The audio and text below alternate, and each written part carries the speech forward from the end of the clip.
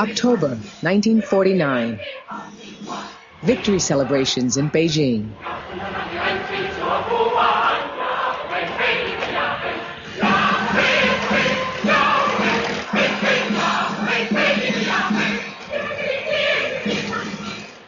Over 30 years after the Soviet Revolution, communism makes a second great advance. The country with the largest population in the world now has a communist government. Photographer Hu Bo is on the platform. The square was full of excited people chanting, "Long live Chairman Mao." But there was really only one thing on my mind, and that was to capture those precious moments with my camera and leave them to future generations. It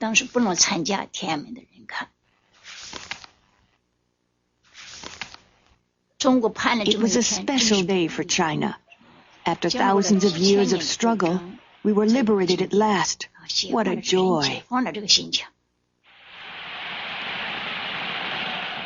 The crowds in Tiananmen Square hear Mao Zedong proclaim a new beginning.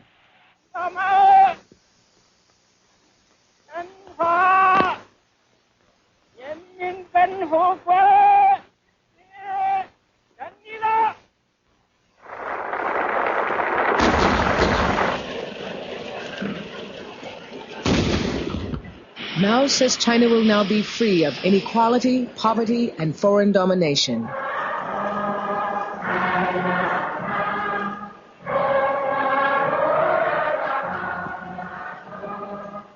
Almost overnight, 1/5 of the world's people become part of the greatest experiment in mass mobilization of the 20th century. They will be told to work, live, and think in a new way. But in a series of cataclysmic social experiments, millions will suffer or die as they attempt the great leap toward Mao's new society.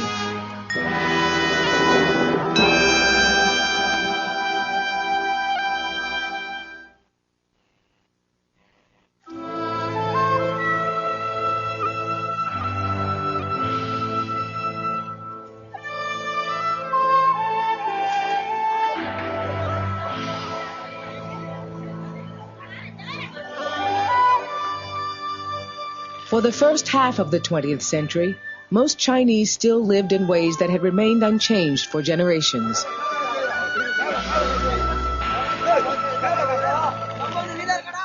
Four out of 5 worked on the land in desperate poverty. Most were in debt to landowners or moneylenders. In the west of China, Hu Benshu's family were landless laborers. It was a hard life. We had very little to live on. I wove cloth day and night to make ends meet. We could only just scrape by. In the past, there was justice for the rich, but nothing for the poor. Who cared about us then? Nobody. You can't believe how badly the poor were treated.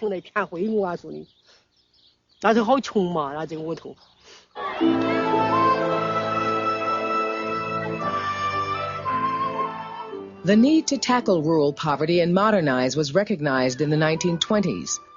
President Chiang Kai-shek re-established a central government, ending the turmoil between rival warlords.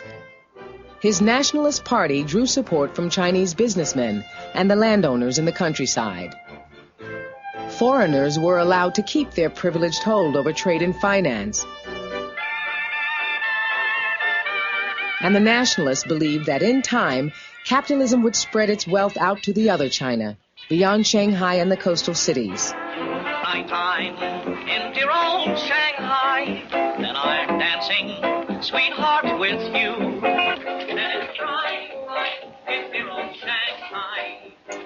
But the gulf between the lives of the middle class and the masses of peasants and laborers remained as wide as ever.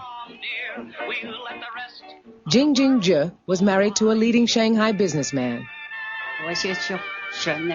I learned how to dance and used to go out with my husband to social functions. He enjoyed playing mahjong and always took a lot of trouble about how he dressed when he went out. As China began to industrialize, low wages and poor conditions increased the social divide.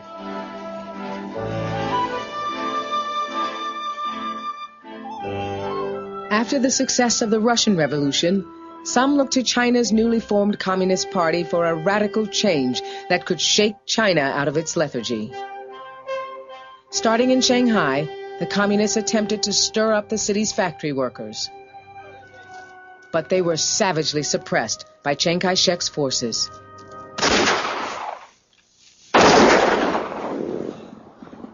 Those who survived fled to the countryside and were pursued across China. 80,000 set out on what came to be called the Long March. Fewer than 8,000 survived.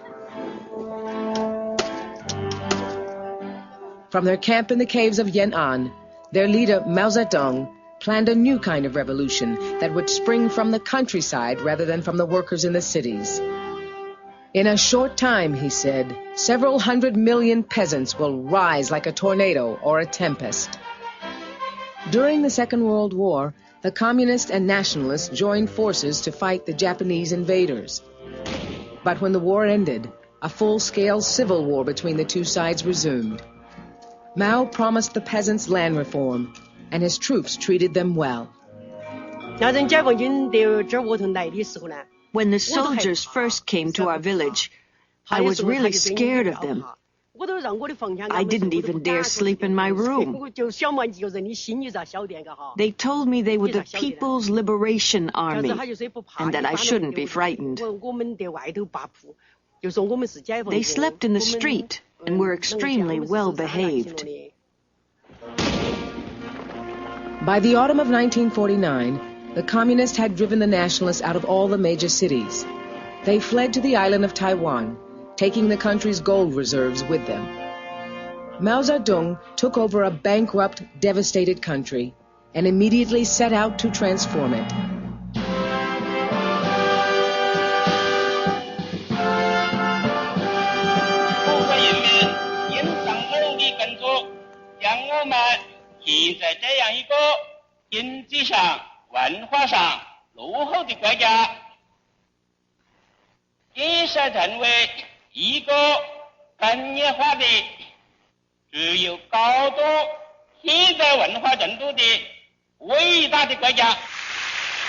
Mao now held more power than any leader since the emperors. He promised a China that could stand on its own feet alongside the other world powers.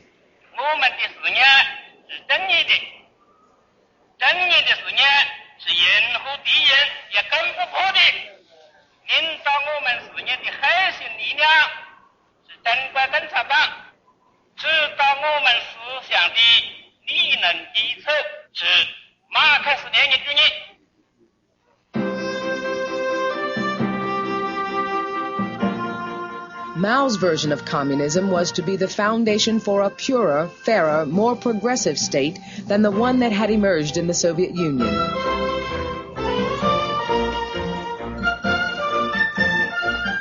It was to be a revolution in which the peasants were to take the leading role.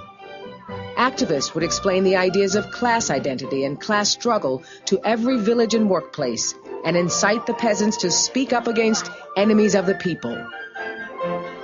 Chinese were now bombarded with propaganda. Traveling projection teams took films to the remotest areas, bringing the message of active socialism.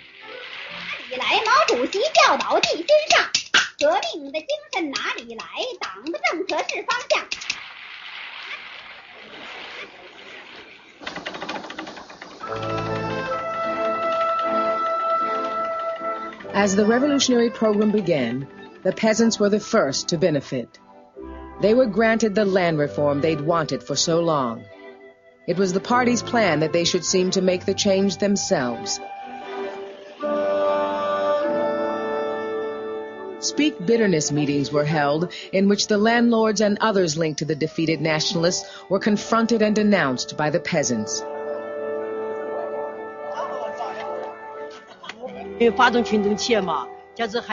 We were told to get together and ask the landlords to return land to us. We stated how much they should return and how they should return it. There was a denunciation meeting every day.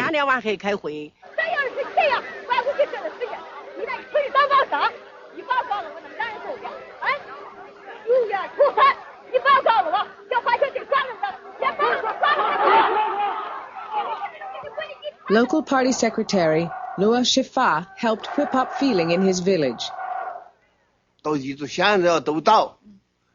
The first thing we had to do was to bring down the landlords. What we did was persuade the tenant farmers to denounce them. At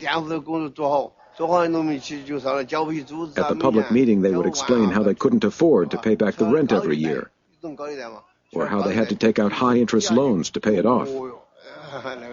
People around the stage sympathized with the poor peasant stories, and they'd weep. 政府接受了群众的要求，判决罪犯李志仁的死刑，坚决与人民为敌的反革命分子一定受到人民严厉的制裁。Hundreds of thousands were killed.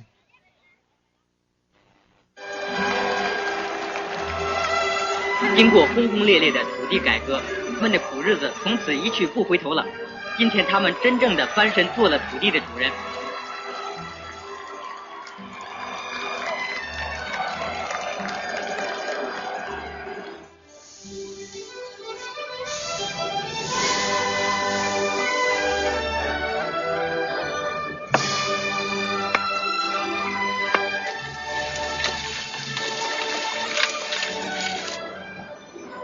The class warfare was less vicious in the cities. The communists tried to win the support of the managers and technicians the revolution needed to keep the mills and plants running, and to assimilate the capitalist owners who had not left with the nationalists. Propaganda showed businessmen handing the deeds of their companies over to the state, and then celebrating with improbable glee the new socialist dawn. Jian Guodong, district party secretary, heard what was really happening. By day, they pretended to support the party. But at night, behind closed doors, they'd gather their families around them and cry, bemoaning the fact that everything they'd worked for would soon be lost.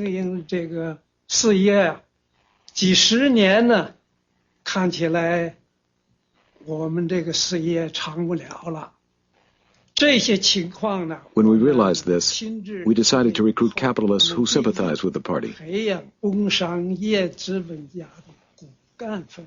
The Jing family in Shanghai decided it was best to cooperate. Mrs. Jing took part in a film explaining her new outlook to other wives. 金锦芝在小组会上说，过去丈夫不能掌握自己的命运，做妻子的命运更是没有保障。大家走上社会主义的光明大道，就可以放心了。 After liberation, the communists didn't like businesses like my husband's, so he was in trouble. Then we studied the party's policies and decided that joint ownership with the state was the only solution. But for those who resisted, the changeover could be bloody. Chi Yo-yi worked at a Beijing factory.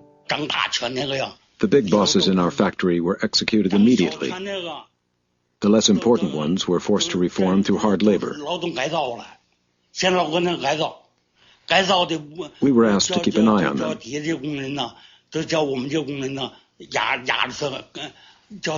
We hated them so much, we beat them if they didn't work hard enough. That's the way they treated us. In the past, they'd been the masters. Now, we were.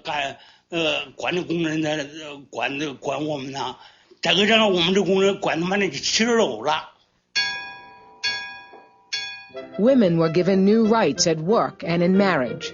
The painful tradition of foot binding was abolished, and women were helped in the drive to end illiteracy.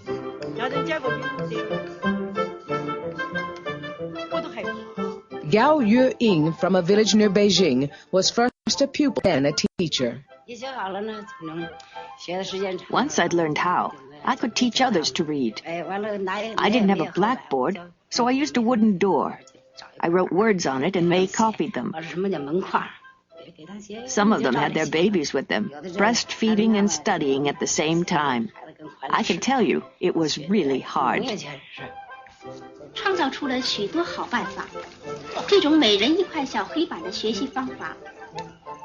当他们去地里干活的时候，就把自己的小黑板插在地头上，结合生产劳动来熟读生字，真正做到了学以致用。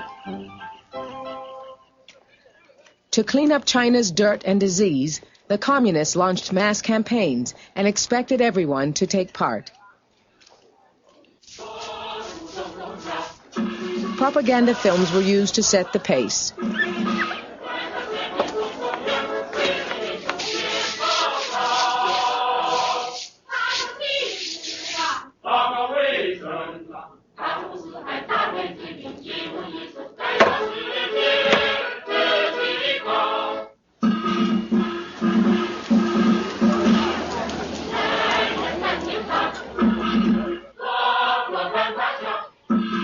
Millions were inoculated against the epidemic diseases that had racked China.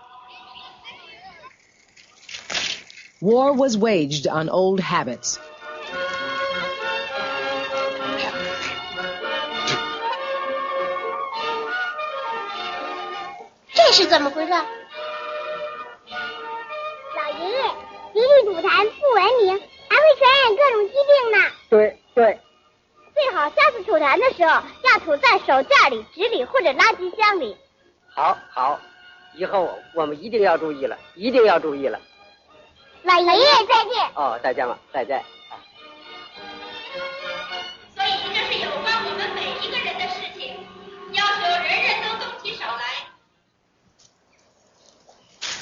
The pressure was inescapable. Party activists checked up on their neighbors' housework. Zhen Fuqin from the local street committee went from house to house. We used to say, "Do you love your country?" The country is calling on you to carry out the public health campaign. Get on with it. When they heard this, people said, if we don't do it well, that means we don't love our country. We used to go up the lane to check on people's housework, to see if they'd done it properly. We'd examine the tables to see if they were dusty. If everything was neat and tidy, that would be fine. If not, I would tell the women to do it better.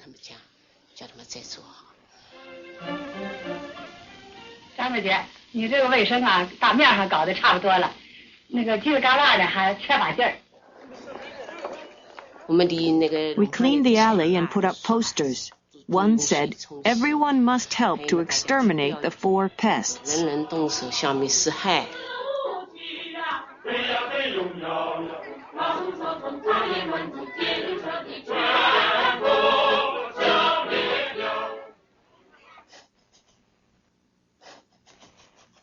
Nothing escaped attention.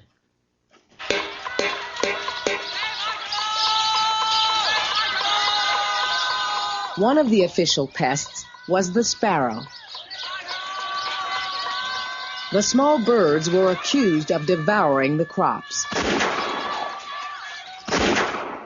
The word came down from above to mobilize the people to kill the sparrows.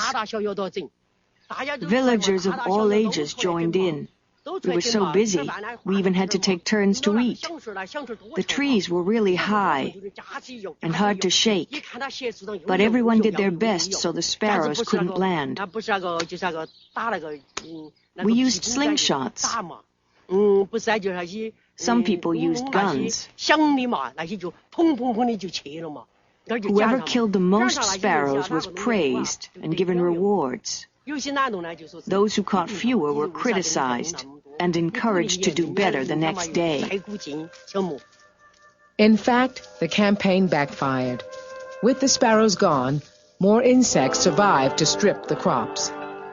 The same effort to get mass participation was applied to another type of cleansing, of incorrect thoughts. People were asked to look out for neighbors or fellow workers who seemed to meet the party's description of rightists or capitalists or counter-revolutionaries. They were then denounced.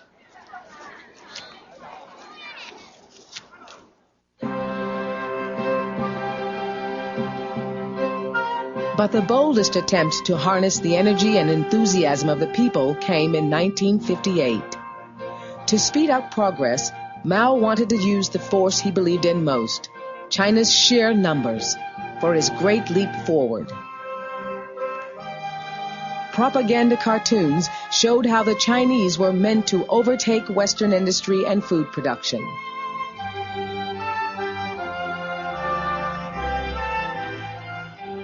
Land so ceremoniously given to the peasants after the revolution was now taken back, and the peasants were herded into huge communes. District Secretary Zhen Guodong oversaw the operation in his area. I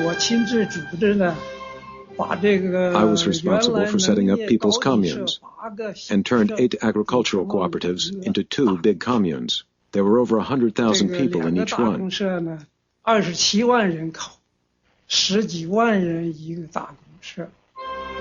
Big communes could handle big projects. With thousands of people to do a job, things were completed in no time.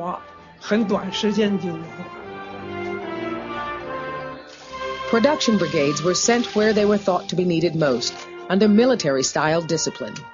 The party said it was a more efficient, better, faster way to build socialism. Private ownership of land had already been eliminated. Now family life was to be destroyed as well.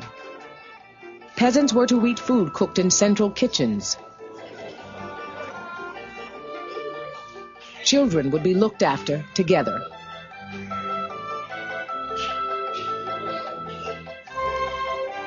Mao set the target of doubling food production in 1 year.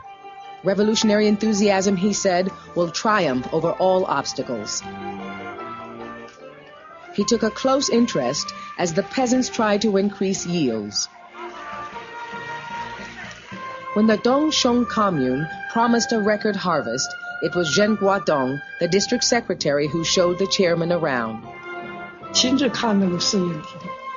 Chairman Mao himself visited the show field and asked how much it was expected to yield.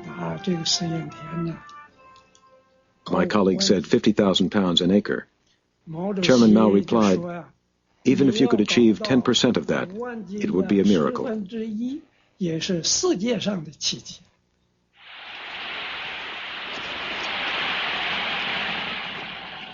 Wheat yields had typically been about 500 pounds an acre.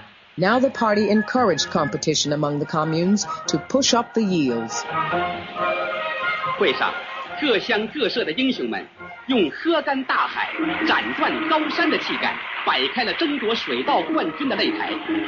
三关乡的好汉们首先扯起了水稻亩产3000斤，紧跟着下岗乡的好汉涌上擂台，大声喝道：“保证水稻亩产4000斤，秋后丰收上北京。”北郭乡的英雄们哪能落后？三关错失加了马，我们错失赛火箭，我们亩产5000斤。全县各乡打擂台的英雄和干部们一起宣誓，争取水稻超过10000斤。The pledges were absurd, but the communes falsified their records to back them up. 就把那个生长那个好稻子拔到那儿堆到那儿去的。We removed the already planted rice from the fields and replanted it in a show field so that we could reach our quota.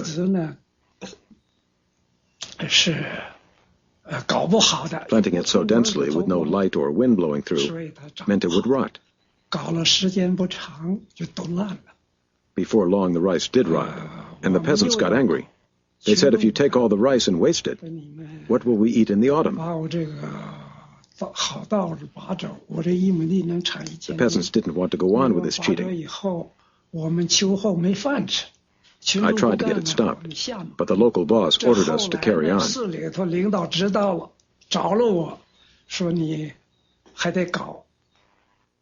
But the false statistics contributed to a dangerous delusion that China had plenty of food and could concentrate on other things.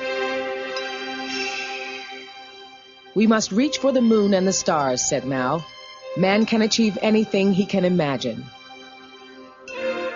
Huge construction projects also pitted great masses of people against apparently insuperable obstacles. Lin County in Hunan was an arid plain blocked off by mountains. The 1,800-mile-long Red Flag Canal was planned to bring in water over the rocky terrain. The canal workers were celebrated as revolutionary heroes.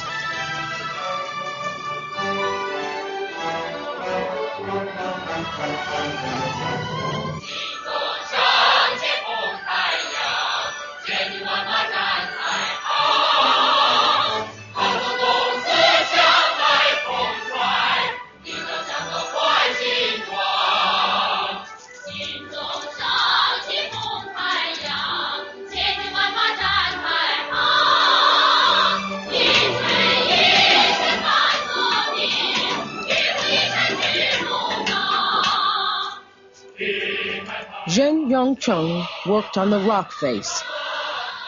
I tie a rope around my body and swing out into the air.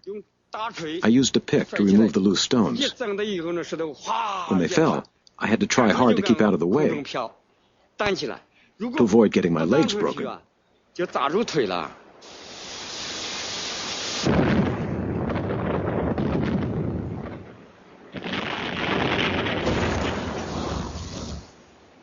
Accidents were frequent. Zheng Yongcheng was sent to clear up afterwards. When you were at the foot of the mountain and looked up, you could see bits of flesh glinting in the sun. I climbed down the rope. I picked up some dirt to wipe away every trace of the bodies. Otherwise, people would have been too frightened to carry on. But the canal took twice as many people and far longer to build than expected. Initially, there were 30,000 on the project. The plan was that if each person built 1 meter, the canal would be completed in 1 or 2 months. But it was all much more difficult because the canal was halfway up a mountain. In the end, it took 10 years to complete.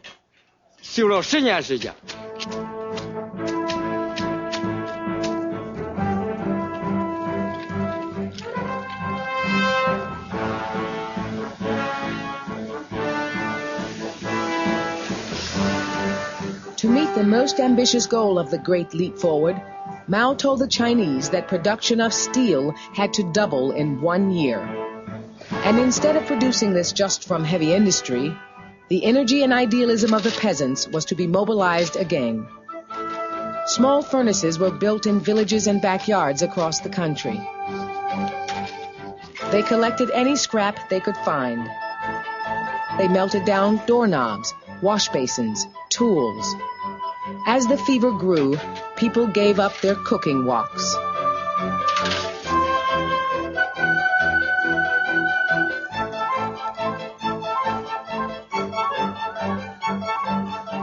Ho Jinghua had never made steel before, but used her ingenuity. When we built our own furnaces, it was hard to reinforce them. Earth on its own wasn't strong, but we didn't have enough straw. I had a long pigtail, so I cut it off and snipped it into short pieces and mixed it with the earth in the furnace wall. Many of the other women cut off their hair as well. Ho Jinghua's husband, Lien Tianyun, also filmed at the time, was just as enthusiastic. The two of us competed really hard. If my team produced 3 tons of steel a shift, her team would make over 3 tons. And then I would encourage my team to think of ways to beat that.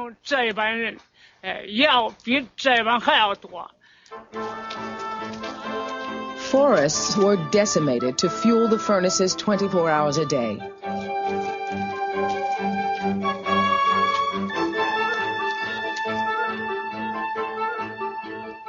all over China, almost everyone, even medical doctors, neglected their normal jobs to answer the call.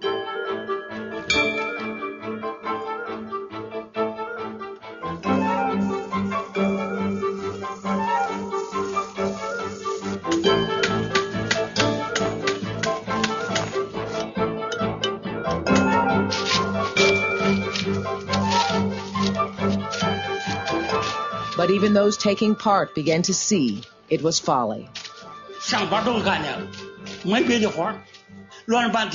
All we did was make steel and nothing else. We didn't produce anything useful. How could we? We dug holes in the ground and tried to produce steel. It was all such a waste of time. But the orders came from above. We had to obey them. Slowly, it became clear that after so much effort and time, after so much wood had been burned, and so many pots and pans consigned to the flames, the steel produced was impure, weak, and useless.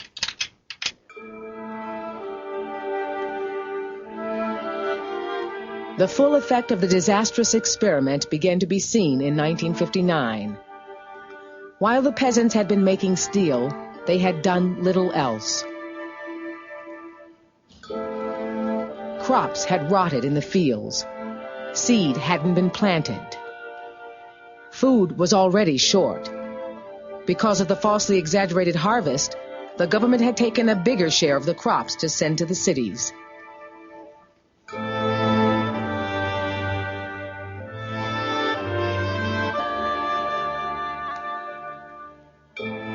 A drought made the problem worse.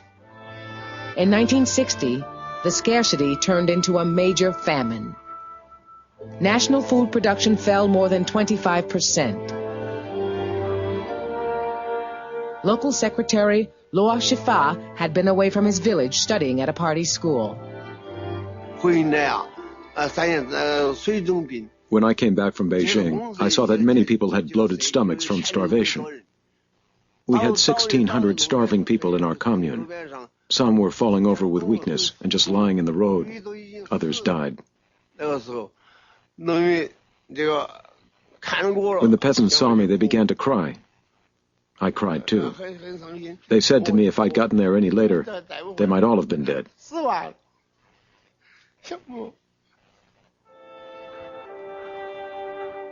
In a secret report, the party later admitted the full extent of the calamity.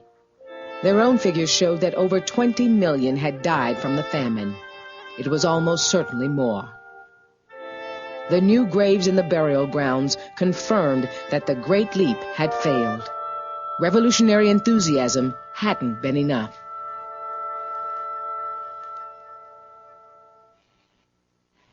In the aftermath, Mao kept to the side and let the president Liu Shaoqi run the country. Even Mao knew that the economy had to be protected from his revolutionary zeal for the time being. So more cautious targets were set.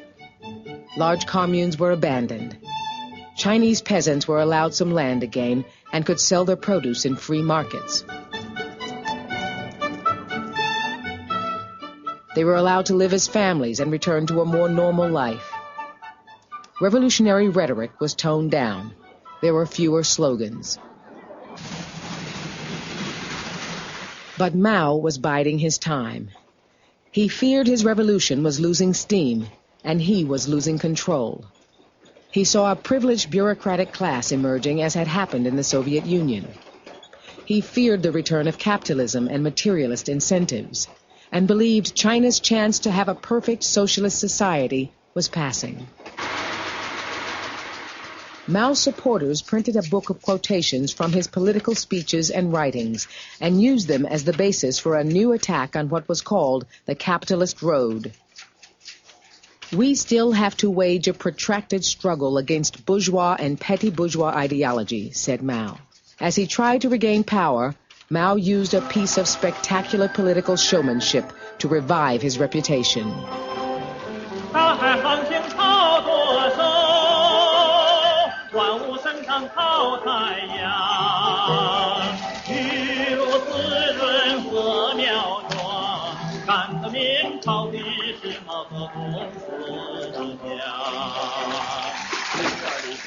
To demonstrate his vigor at the age of 72, he led a mass swim across the river Yangtze.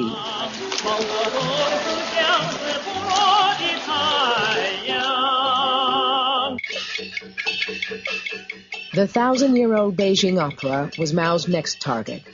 He wanted to break the thinking and attitudes of old China, and he began with her traditional culture. If the opera could be changed, then anything could be.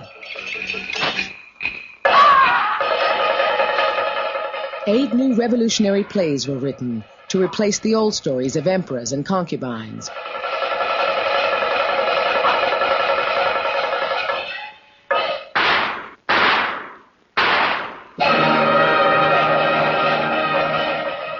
Dong Xiangling, who once played princes, now played an officer in the People's Army.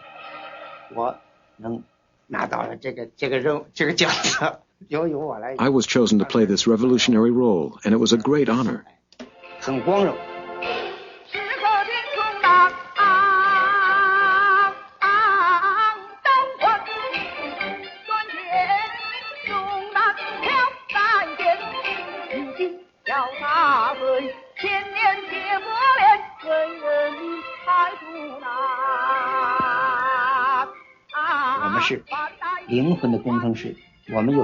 As artists, we were engineers of human souls. We didn't just perform to earn money, but had a serious responsibility to re-educate people.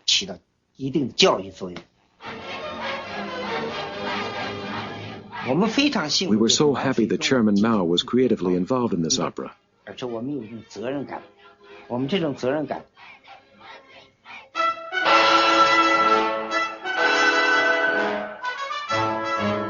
In August 1966, Mao unleashed the Great Proletarian Cultural Revolution. He was assisted by a group later known as the Gang of Four, which tried to build the Mao cult to new heights.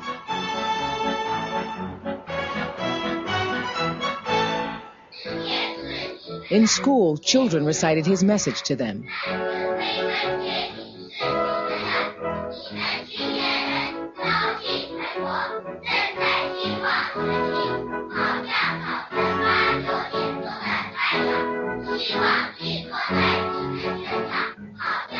In Shanghai, at the No. 6 girls' school, Xiao Ailing was the headmistress. The pupils came to realize that all the changes taking place in their families, at school, in Shanghai, and China were brought about by Chairman Mao.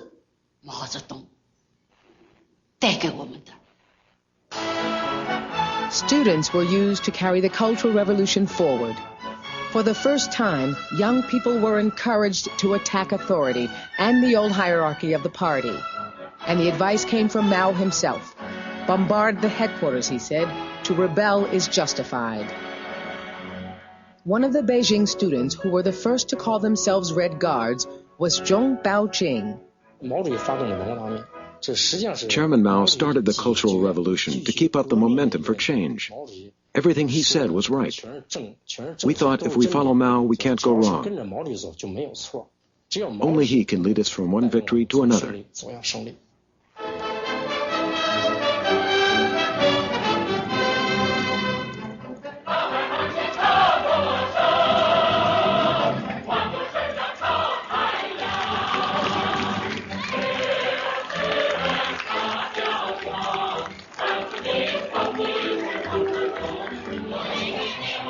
A succession of huge rallies was held in Tiananmen Square. The master of mass mobilization had shown he could still draw a political response directly from the people. This time, it wasn't the peasants in the country who did his bidding. The most educated and energetic generation in China was following his every word.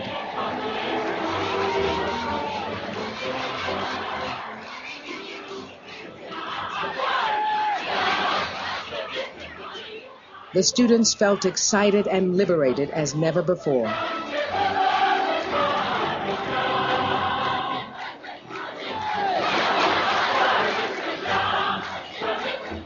An estimated 11 million Red Guards came to see Mao. 15-year-old Zhao Shuyun was presented to him.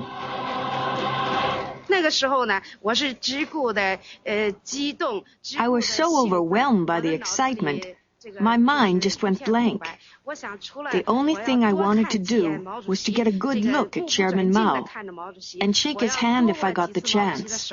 I shook hands with him 3 times. Because I'd been received by Chairman Mao, millions of Red Guards regarded me with awe. When they saw me, they always wanted to shake the hand that Chairman Mao had shaken.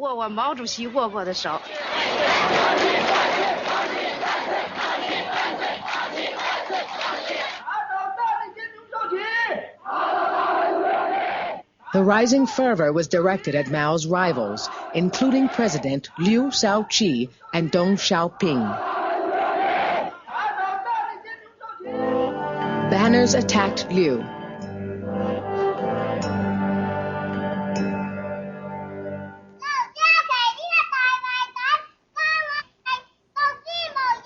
Even small children were taught to denounce Liu.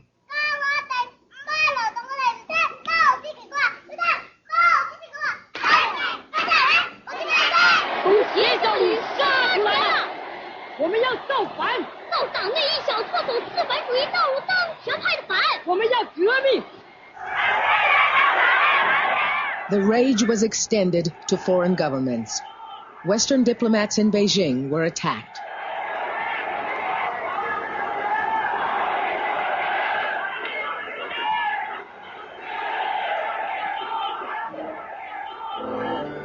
Almost anyone who was in power of any kind was denounced as a capitalist sympathizer.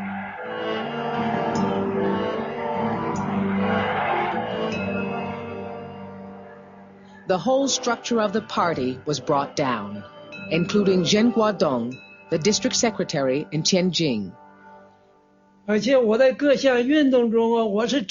In all the previous campaigns, I'd been singling people out and telling them their mistakes. I was the one who found fault with them. I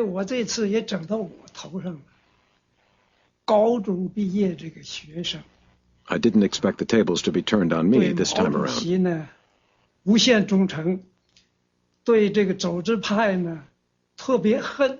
Some of the biggest high school students who were very loyal to Chairman Mao pressed my head down, twisted both my hands behind my back, and made me bend over throughout the denunciation meeting.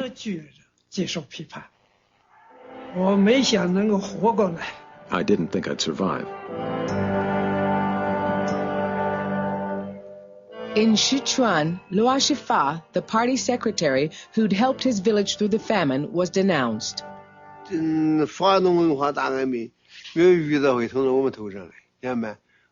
didn't expect the Cultural Revolution would affect me. Why should it? I knew I hadn't done anything wrong. I'd always had the support of the people. At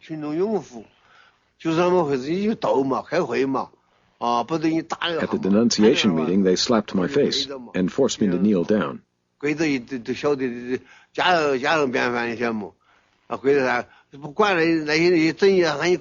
Kneeling on hot charcoal and broken glass was almost a daily routine.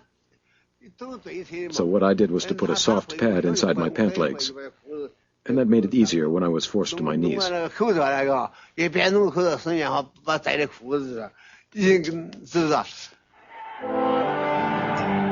In schools, pupils attacked their teachers. Our headmaster had been really good to us, but even he couldn't escape. We didn't hate him personally, but he represented bourgeois values, so we had to attack him. We dragged our headmaster onto the school stage.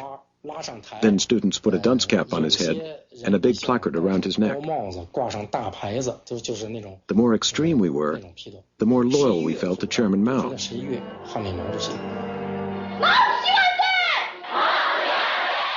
In Shanghai, the teacher who taught her class to love Mao was now accused of being disloyal. There were several hundred Red Guards wearing armbands. Others had military belts. Some had scissors in their hands. ready to cut people's hair. They chopped off my hair and beat me with sticks. They ordered me to produce the Red Book and to recite that revolution means rebellion and violence. That day I was wearing a white shirt without pockets, so I wasn't carrying the Red Book with me. They said, if you're not carrying the Red Book, that means you aren't loyal to Chairman Mao. How dare you say you love Chairman Mao? You deserve to be overthrown.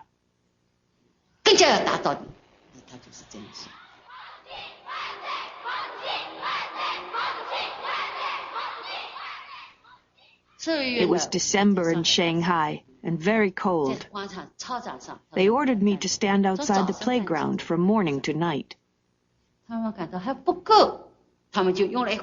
then they thought the punishment wasn't severe enough, so they got a big blackboard and pressed it down on me. One of them stood on the right side and one on the left, like a seesaw, and I was squashed in the middle. They wanted to knock me down and keep me down forever.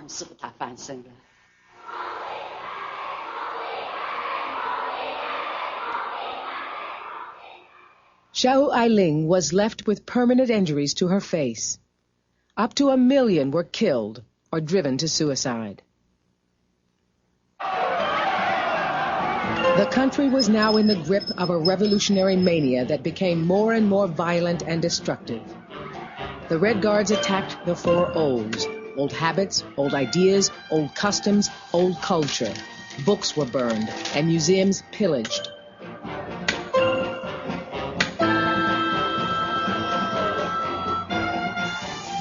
Soon rival factions of Red Guards fought one another. We used clubs and guns. Many were beaten until they bled. Others died. But we all felt we were the true defenders of Chairman Mao's revolution. To die for the great leader was an honor. The anarchy spread. Schools and hospitals closed. Offices and factories were in chaos.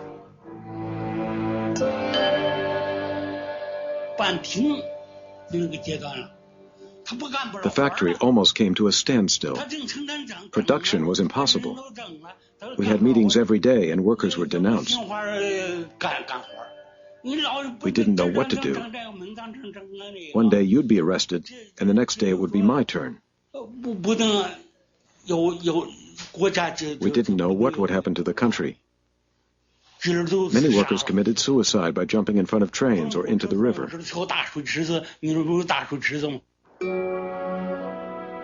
The attempt at a state of continuous revolution was impossible to keep up. Eventually, people craved the return to a more normal, stable life. After 2 years, the army had to be called in to end the factional fighting, restore order, and help re-establish the party's authority. And the Red Guards were sent to the countryside to cool off and learn from the peasants.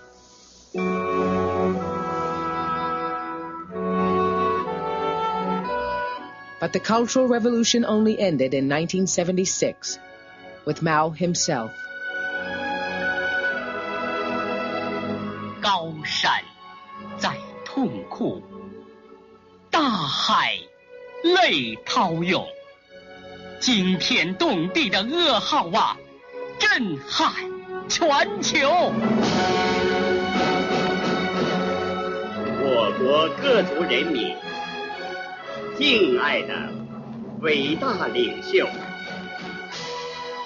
毛泽东同志于1976年9月9日在北京逝世。 In a bid to keep the country together, the propagandists exploited the scenes of mass emotion on Mao's death.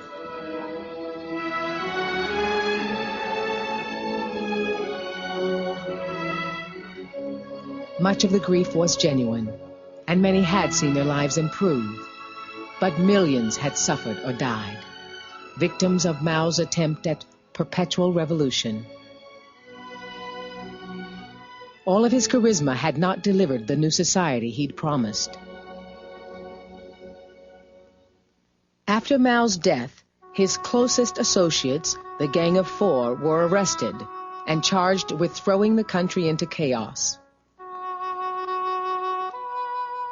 His most cherished ideas were abandoned.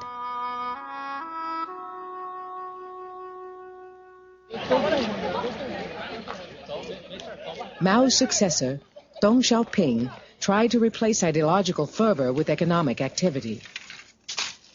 The Chinese were to be mobilized not by dreams of equality, but by money.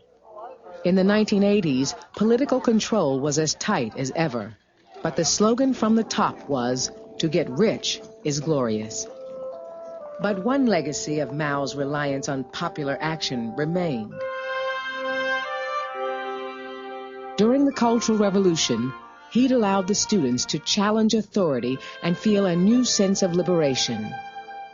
After Mao, the state always knew that the people, once they'd learned how, might try to challenge the party's authority again. And their fears were to be borne out in 1989 on Tiananmen Square.